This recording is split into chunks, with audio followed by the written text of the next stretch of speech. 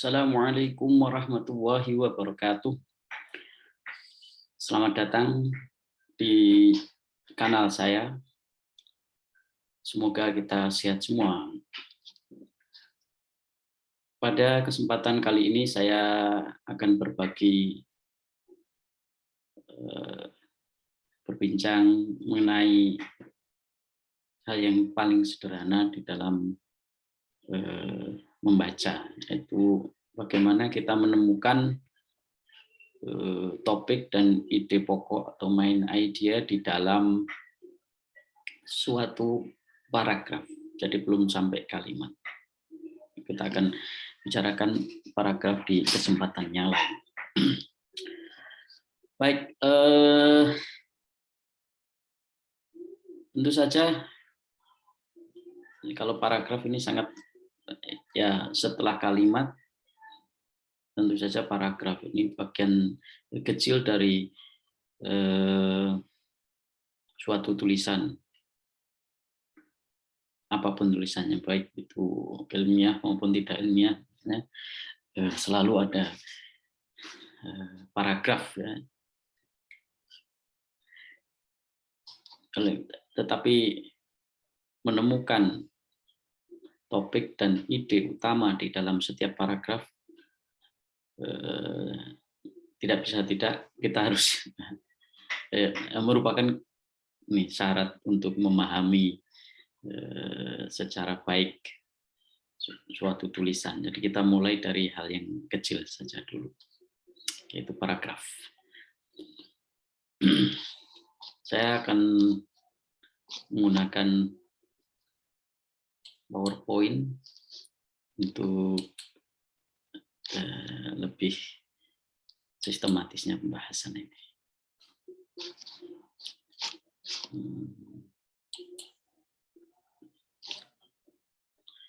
Baik, kita mulai dari definisi mengenai paragraf dulu, mungkin bermanfaat bagi yang belum tahu atau bagi yang sudah tahu, alhamdulillah. Berarti next step mungkin akan berguna. Ya.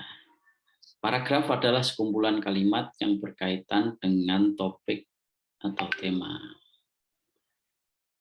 Nah,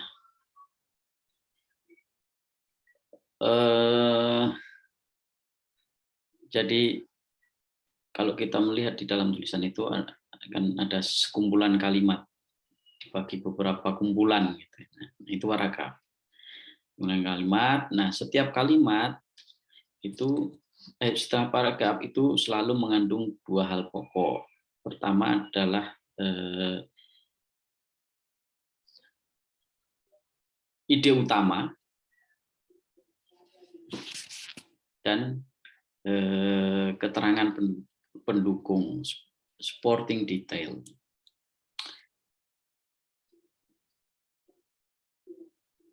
Terus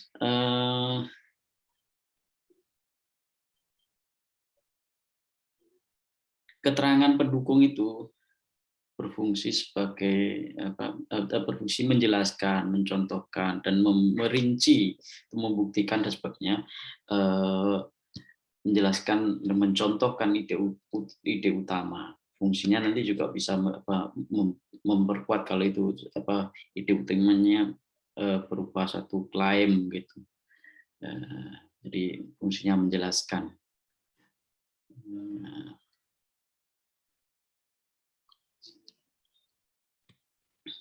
Nah,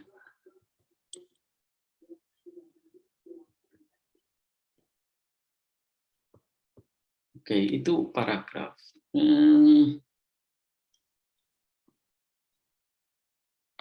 Selanjutnya kita berbicara tentang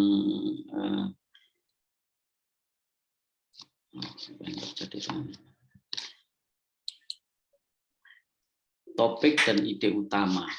Ya, tadi saya tidak menyebut topik karena sesungguhnya untuk menemukan topik, untuk menemukan ide ide utama, ide pokok itu selalu harus berangkat dari topik di sini. Topik itu adalah kemudian dua unsur utama yang harus kita identifikasi di sini. Identifikasi ketika membaca suatu paragraf. Topik adalah pokok bahasan atau subjek yang sedang dibicarakan oleh penulis di dalam. Jadi kalau di dalam satu paragraf selalu ada topiknya apa itu. Topiknya apa. Jadi pokok bahasanya apa. Jadi itulah yang sedang dibicarakan oleh penulis. Jadi apa yang dibicarakan oleh penulis di sini. Ya. Sorry tadi apa? Jadi di dalam dalam suatu paragraf selalu ada topik, ide pokok, dan ide keterangan pendukung tadi. Selalu 3 hal. Maaf tadi saya lewati di bagian paragraf ini ada satu yang tidak tercantum, yaitu topik.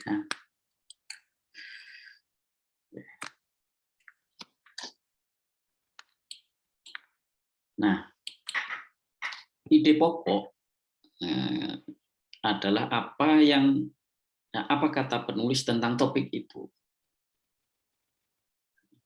Jadi topik tadi pokok bahasan, apa yang dibahas, sedang bicara apa. Terus misalnya sedang bicara mengenai gajah, oke, gajah, gitu kan. Setelah itu main idea, ide pokok tentang gajah atau pandangan si penulis, apa kata penulis tentang topik itu, tentang gajah misalnya tadi ya. Misalnya jadi gajah adalah makhluk yang terkecil atau makhluk yang kecil dibanding gunung. Nah, gitu kan. Berarti fungsi dari ide pokok di suatu kalimat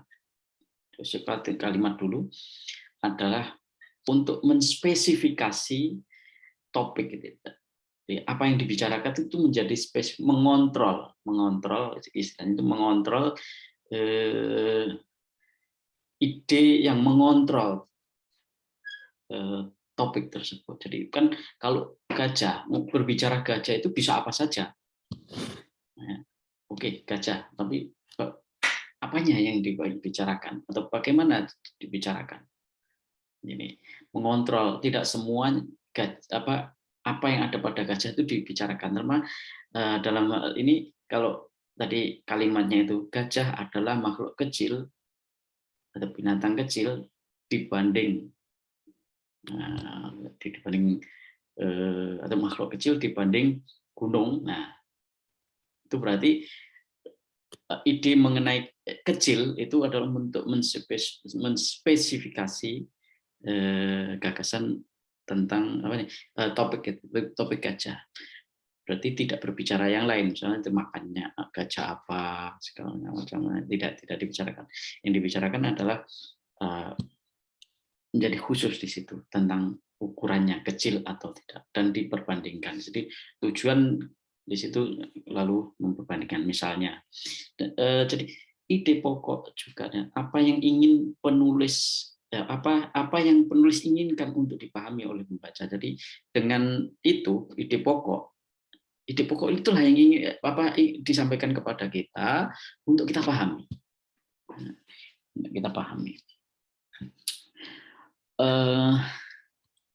Berarti disitulah Bapak hal yang utama untuk kita cari. Ya, lantas letaknya di mana? Ini kalau kita belajar bahasa Inggris di reading comprehension itu biasa juga diajarkan di situ bahwa letak dari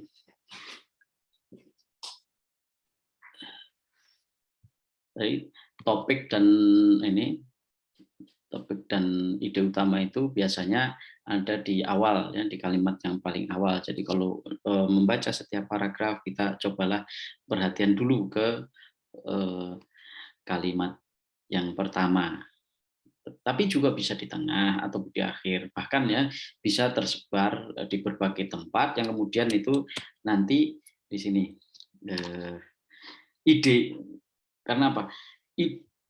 Kalau itu tadi clear apa di kalimat, entah itu di awal, entah itu di tengah, entah itu di akhir, itu clear apa stated main ideas, apa main idenya, topiknya juga dinyatakan dengan apa namanya, dengan secara langsung dinyatakan. Tetapi ada yang tidak selalu eksplisit dinyatakan di situ. Tugas kita lalu adalah jadi ada mencari yang eksplisit itu, nah, sebagai apa?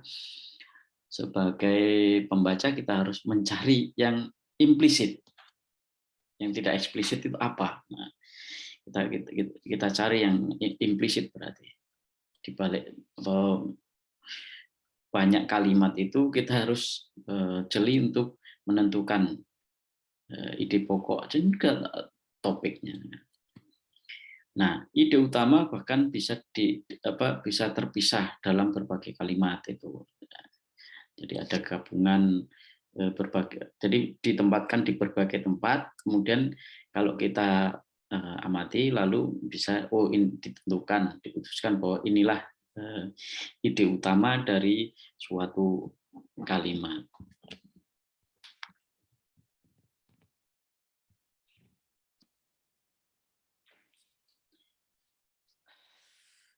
Selanjutnya ada bagaimana cara mengidentifikasi. Nah, ini cara mengidentifikasi adalah wajib itu membaca paragraf secara keseluruhan, jadi tidak bisa kita jumping gitu. Nah, ini membutuhkan effort yang lebih saja.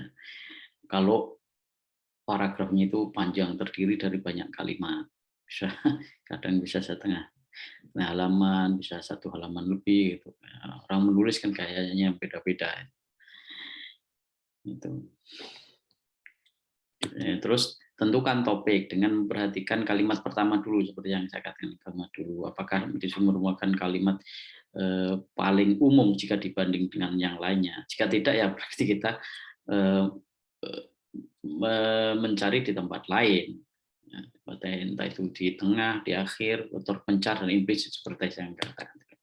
Nah, ingat bahwa topik ataupun ide utama itu sifatnya tidak terlalu umum. Jadi terlalu umum mungkin maksud saya atau maksudnya adalah jika dibanding dengan kalimat-kalimat lain, dia itu terlalu umum dan tidak nyambung gitu. Bisa jadi tidak nyambung dengan yang misalnya ada 5 kalimat di dalam satu paragraf. Nah, ada satu kalimat tersendiri yang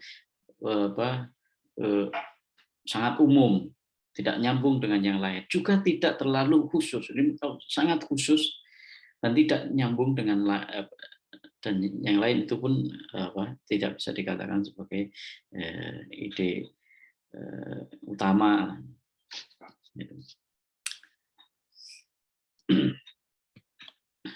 Baik, nah langsung perhatikan juga kata-kata yang sering muncul, sering diulang-ulang, diberi padanan. Nah, kemudian kita tentukan apakah yang muncul sering kali itu menjadi ini di dalam kasus ini ya, di dalam kasus yang implisit tadi, yang implisit yang tidak dinyatakan secara eksplisit oleh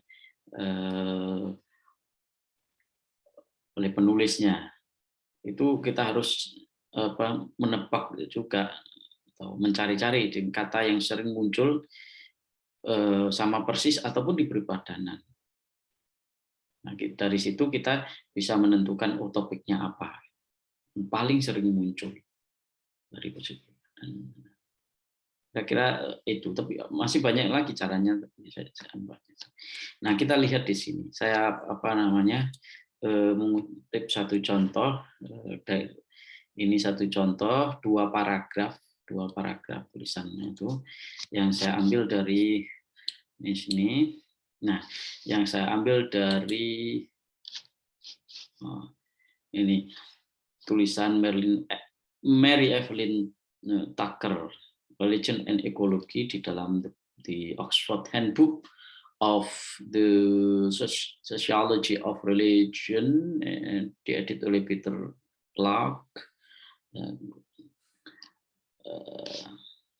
Di sini ya ada dua kalimat, dua paragraf yang saya bahas yang bawah dulu karena itu menunjukkan stated. Jadi sebagai satu contoh stated main idea. Nah, kalau kita baca ini sudah saya bagi-bagi di paragraf kedua menjadi 4 kalimat agar mudah diidentifikasi. Nah, kalau kita lihat di dalam contoh ini kan kita baca dulu, setelah kita baca nanti kita tentukan. Nah, the emerging field of religion and ecology is playing a role in this. Di situ, this maksudnya ini judul buku, judul ini kan tadi judul artikel itu kan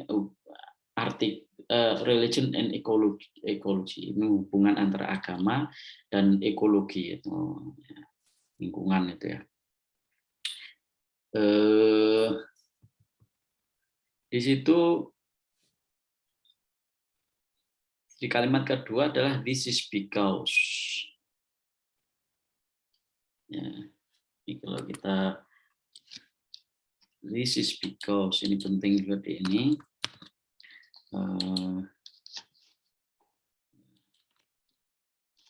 This is because world religions are being recognized in their great variety as more than simply beliefs in a transcendent deity or means to an afterlife. Ya, kemudian juga rather ini penghubung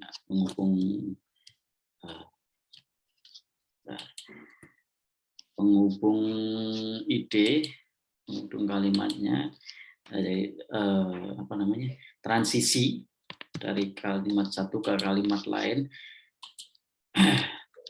Rather, religion are seen as providing a broad orientation to the cosmos and to human roles therein. Jadi kalau kita pahami di sini,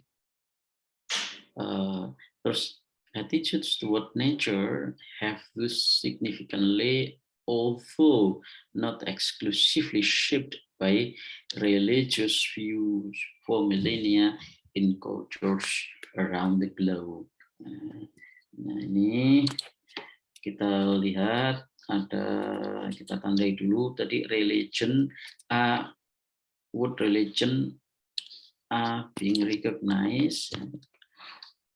Kemudian religions are seen as providing orientation, dan juga terus attitudes toward nature being shaped by religious view. Oke. Kita lihat satu persatu. Di sini secara spesifik di kalimat pertama jelas ya, berbicara tentang agama dan ekologi memainkan peran di dalam hal ini, dalam hubung ini berbicara tentang krisis lingkungan sebenarnya secara umum, dan bukan krisis ya.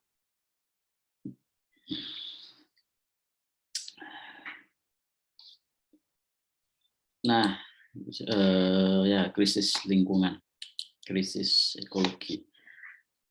Terus yang kedua adalah because, berarti menjelaskan memberikan alasan kenapa memainkan peran penting.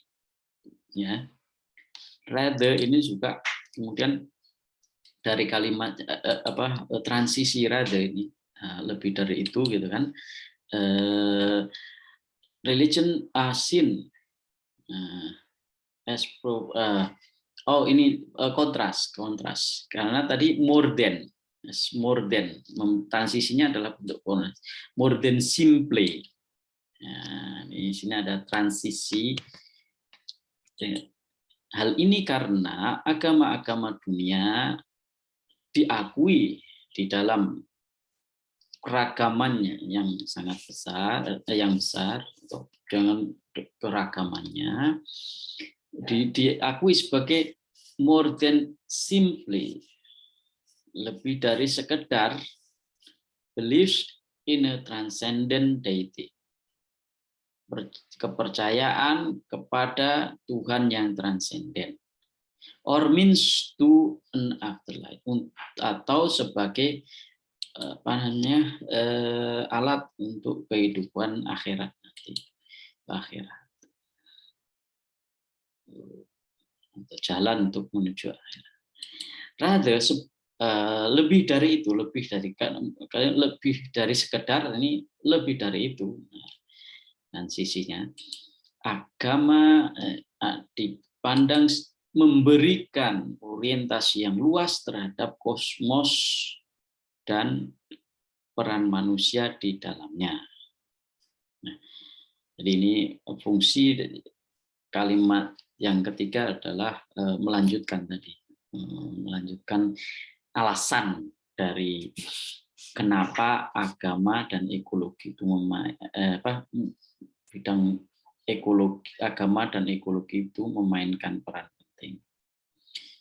Attitude sekarang kembali untuk di sini, attitude towards nature have thus been significantly, although not exclusively, shaped by religious views for millennia in cultures around the globe. Sikap terhadap alam dengan demikian secara signifikan maupun tidak, meskipun tidak secara eksklusif, dibentuk oleh pandangan agama selama berabad-abad di dalam budaya di seluruh dunia. Nah, kita tentukan di situ topiknya adalah di kalimat pertama itu sedang berbicara peran penting daripada agama dan ekologi, bidang agama dan ekologi mainkan peran penting di dalam menanggapi krisis lingkungan. Ini karena ini paragraf kedua ya, saya bahas pertama karena karena menyatakan langsung. Kenapa saya katakan kalimat pertama ini sebagai ide utama, ide pokok yang dinyatakan ya, karena di sini sudah jelas. Pertama topiknya ini semua berbicara tentang agama semua ya, ini agama. Di semua ini ada kata agama dan bidang agama dan lingkungan. Jadi tekannya di sini sebenarnya adalah agama memainkan peran penting di dalam krisis itu. Tapi di sini bidang utama, jadi agama dan ekologi sebagai bidang apa namanya, bidang ilmu pengetahuan atau ya bidang ilmu pengetahuan. Ini lebih umum daripada yang lain karena apa, di sini di kalimat yang kedua itu hanya menyebut sebagai sebab. Nah, sebagai sebab, kalaupun tidak ada sebab itu juga dia hanya menjelaskan pengakuan terhadap agama yang tidak sekedar sebagai keyakinan terhadap Tuhan yang transenden, atau jalan menuju ke ke akhirat. Di kalimat kedua juga begitu, sama dia hanya berbicara tentang agama di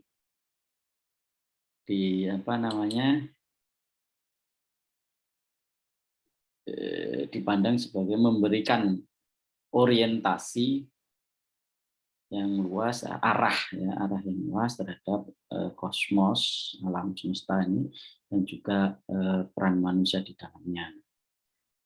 Jadi dia terlalu spesifik ya, karena tadi itu dia fungsinya adalah reason, memberikan alasan kenapa agama itu memainkan peran penting di dalam menangani krisis lingkungan. Nah, sama seperti kalimat yang keempat ini, juga berbicara tentang bagaimana perilaku terhadap alam. Nah, ini ekologi tadi, alam itu dibentuk secara signifikan oleh pandangan keagamaan. Jadi, berbicara tentang agama membentuk. Nah, yang paling umum dengan demikian adalah agama di sini. Berbicara tentang ya bidang itu tadi, bidang studi ataupun bidang penelitian sebenarnya. The emerging field of religion and ecology ini itu penting di dalam merespon krisis lingkungan. Oke, di sini tidak ada kata krisis lingkungan, tapi ada di kalau kita baca di tulisannya langsung ada di secara utuh.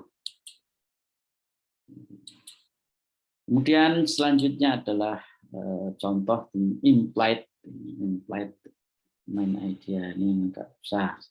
Ini saya temukan. Jadi ini kalimat yang paragraf yang pertama dari artikel tadi ya. Dan di situ ada lima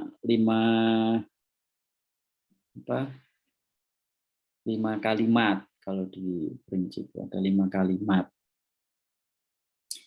Nah, kalau kita teliti ya, tadi kan bahwa topik atau main idea itu tidak terlalu luas dan juga tidak terlalu luas dan juga tidak terlalu khusus. Nah, di sini ada kalimat yang pertama itu berbicara tentang krisis lingkungan terdokumentasikan dalam berbagai aspek. Terdokumentasikan di situ kalau kita pahami dalam konteksnya itu krisis tercermin di dalam atau terlihat secara nyata di dalam berbagai aspek ya.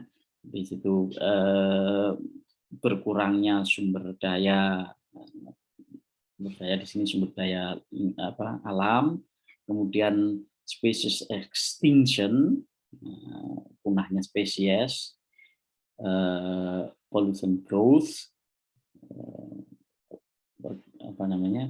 pertumbuhan polusi lingkungan, polusi udara, polusi segala macam, terus and climate change, perubahan iklim, dan population explosion, ledakan penduduk, dan juga overconsumption, konsumsi yang besar-besaran. Oke, kalau kita pahami itu ya bentuk-bentuk krisis lingkungan lah gitu ada dalam di situ, atau contoh-contohnya di situ. Apakah ini kemudian setelah kita baca yang lain, apakah ini berkaitan dengan berkaitan langsung dengan yang kalimat 2, 3 dan 2, 3, 4, 5 ini? Ternyata kita tidak akan temukan secara jelas. Nah, di kalimat yang kedua itu it is increasingly evident semakin jelas bahwa human attitudes and the decision, values, and behavior will be crucial for the survival and flourishing of numerous life forms on Earth. Ini tidak ada kaitannya dengan tadi bentuk-bentuk atau manifestasi dari wujud krisis lingkungan. Tapi di sini berbicara tentang sikap dan keputusan manusia, nilai dan juga perilaku penting untuk kehidupan survival, jadi kehidupan, keberlangsungan kehidupan dan juga perkembangan untuk kehidupan di muka bumi. Nah, yang ngomong tentang itu, tentang survivalnya, sikap manusia, keputusan manusia, nilai dan juga ini itu penting untuk keberlangsungan dan juga perkembangan dari kehidupan di muka bumi. Oke. Jadi tidak berbicara tentang krisis. Meskipun secara ide kita bisa ngotot, oh iya itu kan karena krisis di muka bumi ini terjadi krisis, maka tadi yang disebabkan oleh tingkah laku manusia. Nah, itu terlalu jauh penafsirannya. Dan di sini tidak ada kaitannya dengan krisis. Nah, kalimat yang kedua, ketiga itu ada indeed penegasan ulang. The formulation of viable human earth relation is of central concern for a sustainable future for the planet. Itu jelas di situ memang rumusan sesungguhnya atau ya memang rumusan hubungan bumi dan manusia dan bumi itu sangat penting bagi masa depan yang sustainable, yang terus-menerus atau kelangsungan bagi planet. Planet ini sama seperti di atas disebut di kalimat kedua disebut Earth sama planet, disebut planet ya. Ya meskipun bumi adalah planet, salah satu planet, maksudnya masih berhubungan, di situ ada kaitannya. Oke, selanjutnya di kalimat yang keempat itu along with such fields as the natural science and social sciences and in concert with ecological design and technology, bersamaan dengan bidang seperti ilmu alam dan ilmu sosial dan juga selaras dengan desain ekologi dan teknologi, religion, ya, ethic, and spirituality are contribution. Di sini secara khusus berbicara tentang agama,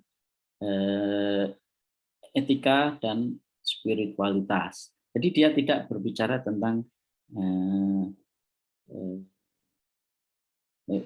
tadi ya, environmental krisis lingkungan, tetapi berbicara tentang kontribusi dari agama dan etik dan spiritualitas terhadap hubungan manusia dan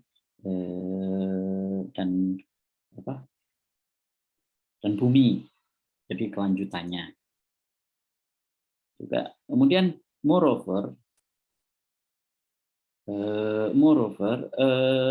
more comprehensive cosmological worldview of the interdependent of life is being articulated along with ethical response to care for life for future generations. Samping itu, atau lebih lagi, pandangan dunia kosmologis yang lebih komprehensif mengenai kesaling bergantungan hidup. Nah, tadi di atas juga di atasnya. Nah, di kalimat yang kedua tadi juga ada kata hidup di situ kan, terartikulasikan bersamaan dengan respon etis, kemampuan responsiveness, ya respon etis untuk menjaga kehidupan bagi generasi mendatang. Nah, kalau kita lihat yang mewakili itu, ya, jadi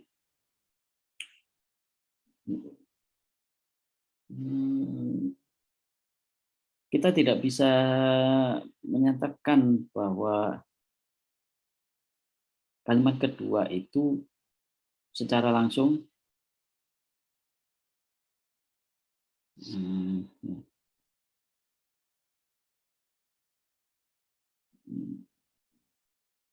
secara langsung itu sebagai hal yang paling umum. Tidak ya, karena apa? Karena di sini misalnya kalau kita hubungkan dengan yang keempat, kalau kedua jelas, apa ketiga jelas karena dia apa melanjutkan di situ ada relation enggak, tiga dan empat kalau ya indeed formulation of the ini yang terutama ini ya,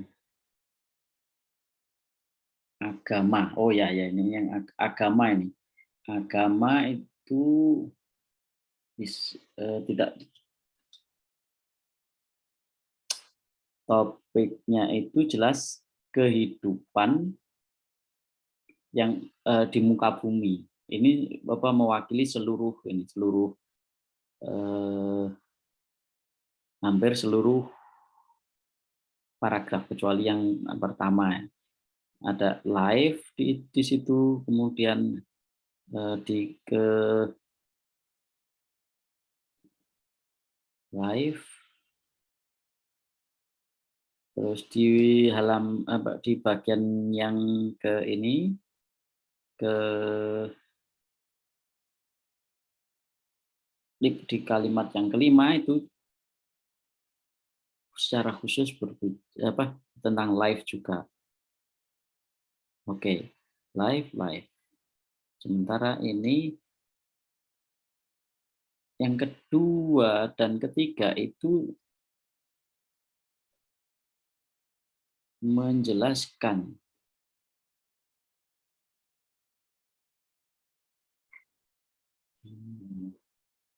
Oke.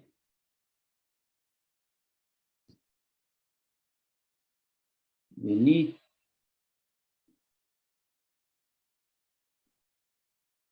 ya, menjelaskan hubungan antara manusia dan bumi ini hanya berbicara tentang hubungan antara bumi dan manusia dan bumi itu di 3 dan 4. Kalau di ini berbicara tentang interdependensi. Tidak bisa di situ ada wood view di sini tidak secara spesifik wood view. Nah, di sini berbicara tentang etik, melanjutkan yang 4 sebenarnya. Care, responsiveness, care for life. Ide yang paling muncul di sini adalah bumi itu, itu dan kehidupan. Yang muncul dari 2, 3, 4, 5 itu. Oke.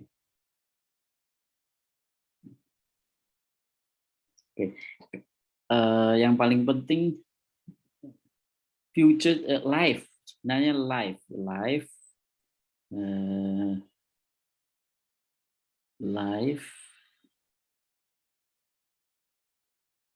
ya.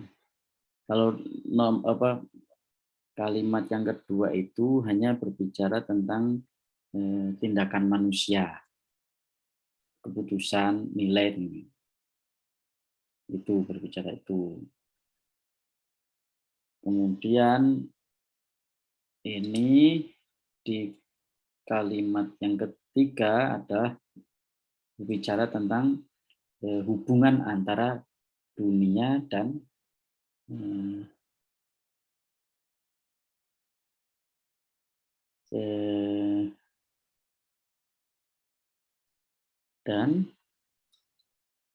dunia dan manusia tadi dengan tindakan manusia dengan keberlangsungan dunia, tetapi tidak berbicara tentang agama, etik, dan spiritualitas. Jadi tidak bisa kita simpulkan di situ tidak bisa kita simpulkan bahwa yang kedua ini kalimat yang kedua ini sebagai kalimat sebagai topik utama dan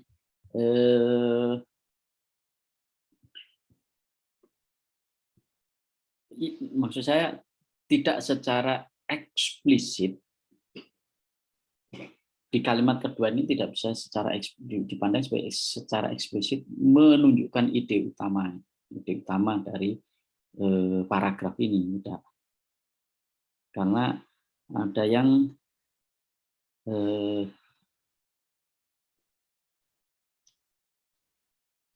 di situ berbeda, kan human attitude di situ. Sementara di 4 itu berbicara tentang agama, etik, dan spiritualitas. Itu. Yang hanya menjelaskan tentang hubungan, dia ingin menegaskan bahwa hubungan manusia dan bumi itu justru dibentuk oleh agama, etik, dan spiritualitas itu. Jadi kekuatan di kalimat 4 itu spesifik tentang etik, agama, etik. Ini juga tidak bisa sebagai kalimat utama main idea ataupun topik, kan tidak. Terus yang kelima juga itu tadi ya, tidak secara khusus berbicara tentang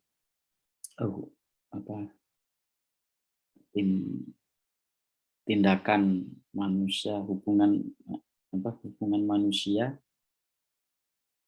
dengan bumi. Jadi tidak ada, maksud saya adalah tidak ada yang bisa hal umum yang bisa merangkum kalimat lima kalimat di dalam paragraf. Tidak ada. Tidak ada satupun kalimat yang mampu merangkum isi dari kalimat yang lain. Nah, itu Bapak yang paling penting. Hanya bisa ketika kita memperhatikan ya, seluruh kalimat itu dengan melihat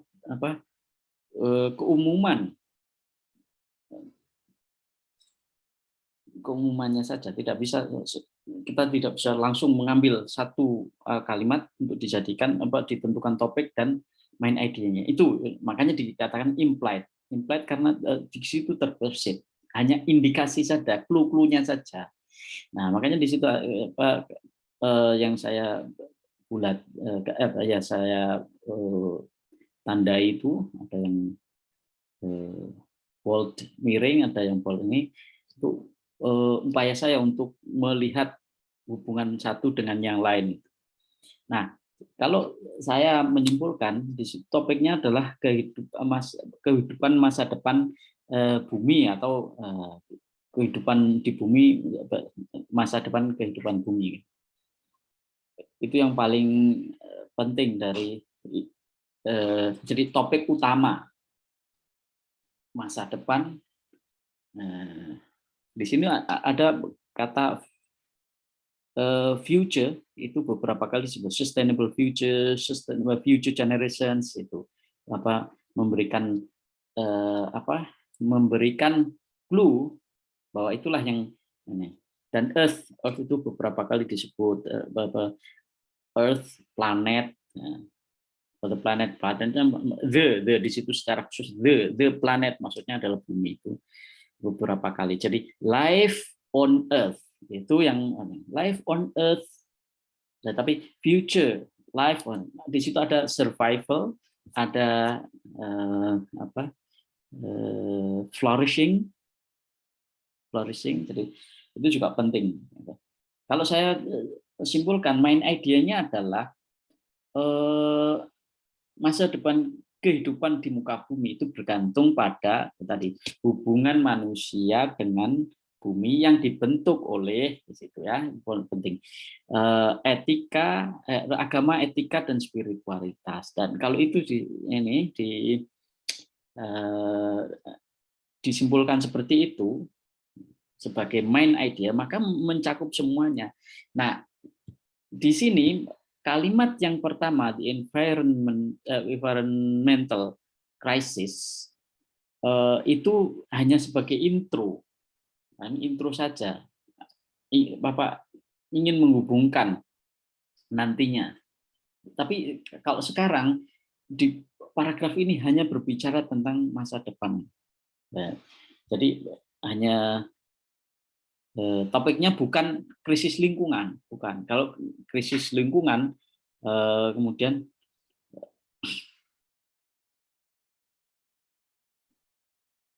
krisis tidak bisa dikaitkan dengan kalimat yang lain secara langsung.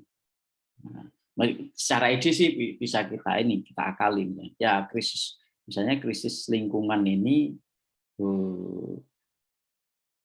di muka bumi, nah, nggak bisa berkait menentukan kehidupan masa depan di bumi yang dibentuk oleh, nah, nggak bisa.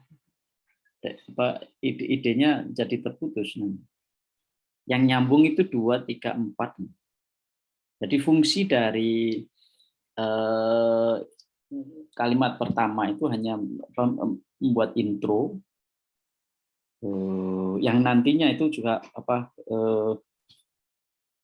akan ketahuan bahwa ada kaitannya dengan sikap manusia tadi dengan krisis lingkungan. Dan seperti yang dikatakan tadi di paragraf kedua yang kita bahas pertama, inilah Pak, di sini disebut di kalimatnya itu the emerging field of religion and ecology is playing a role in this. Maksudnya di sini ya jelas krisis lingkungan itu. Oke, agak trik juga kalau kita nah, ini karena kita fokus pada paragraf ya, paragraf bukan pada ini antar paragraf secara keseluruhan. Adapun nanti antar paragraf juga ada penghubungnya ini, termasuk tadi environmental crisis ini, kemudian di paragraf selanjutnya emerging field of religion and ecology is playing a role in this. This-nya merujuk kepada krisis. Nah, ini dalam bahasa Inggris. Nah, kita juga bisa melihat ini satu contoh lagi dari bahasa Indonesia terjemahan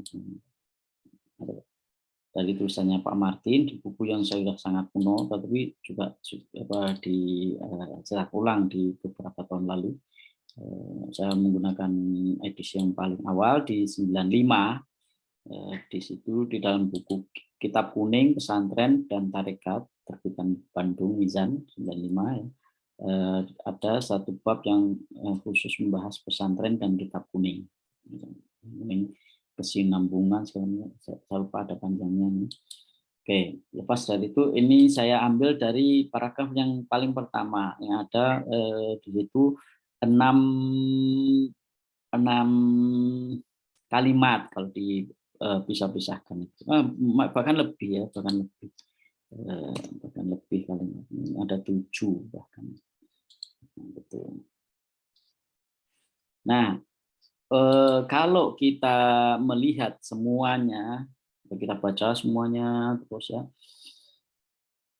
kita melihat bahwa kalimat yang pertama itulah posisi topik dan ide utama. Topiknya ya tentang ini, tradisi agung di Indonesia, salah satu tradisi agung.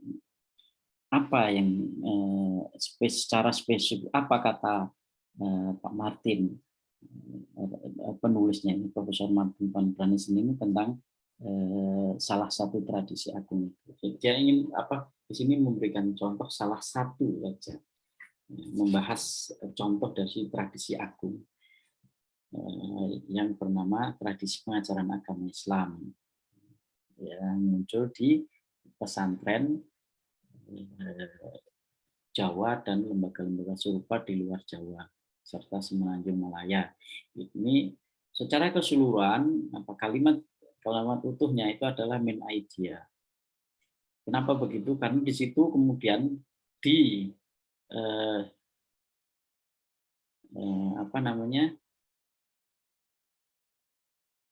di kalimat-kalimat selanjutnya itu sebagai ini. Pertama, di kedua itu di kalimat kedua adalah alasan pokok alasan munculnya. Jadi di situ bukan tentang alasan. Maksudnya bukan alasan kenapa dia menjadi salah satu tradisi yang paling agung, bukan. Tetapi di sini ingin menjelaskan hal lain, yaitu alasan munculnya pesantren. Kenapa pesantren ini muncul? Yaitu untuk mentransmisikan. Di sini menjelaskan kalimat yang pertama. Kenapa pesantren atau yang sejenisnya itu muncul? Jadi, di situ supporting detail yang memperkuat kenapa pesantren itu menjadi salah satu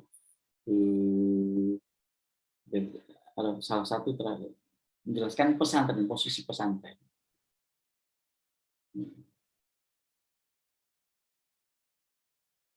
Salah satu tradisi. Jadi tradisi pesantren adalah salah satu tradisi yang agung. Salah satu tradisi agung di Indonesia adalah tradisi pengajaran agama Islam.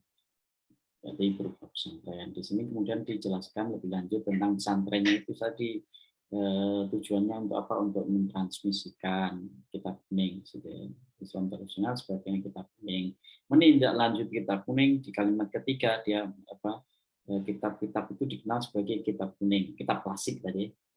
Di sini kitab klasik, dalam kitab klasik yang ditulis secara berabad-abad yang lalu, kitab itu dikenal di Indonesia sebagai kitab kuning. Jadi melanjutkan kalimat ini, memperjelas kalimat yang kedua. Jumlah teks klasik yang diterima di pesantren secara ortodoks pada prinsipnya terbatas. Ini soal kuantitas teks klasik yang ada di pesantren. Ilmu yang bersangkutan, nah sekarang isi dari ini, yang bersangkutan dianggap sebagai sesuatu yang sudah bulat,